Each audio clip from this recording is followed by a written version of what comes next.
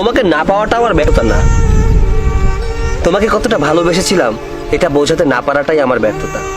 শোনো, তোমাকে একটা কথা বলি, কারো ভালোবাসা নিয়ে উপহাস করো না, কারণ কার সময় কখন কিভাবে বদলে যাবে সে নিজেও জানে না। তুমি আমাকে মিথ্যা ভালোবেসেছিলে এটা ভেবে আমি দুঃখী না, বরং আমি দুঃখী এখন থেকে আমি কাউকে আর বিশ্বাস করতে পারবো না। কিছু সম্পর্ক ভাড়া বাড়ির মতো, যতই তুমি সাজাও না কেন ওটা কখনো নিজের হবে না। লবণ ছাড়া যেমন তরকারি স্বাদহীন, ঠিক তেমনি বিশ্বাস ছাড়া একটা সম্পর্কও মূল্যহীন। বেঈমান ধোঁকাবাজ মানুষগুলোই ভালো থাকে, ভালো থাকে না শুধু তাদের বিশ্বাস করা মানুষগুলো। আর এটাই সত্য। ভালো থেকো। লাগবে না কারো ভালোবাসা, আমি একাই ভালো আছি।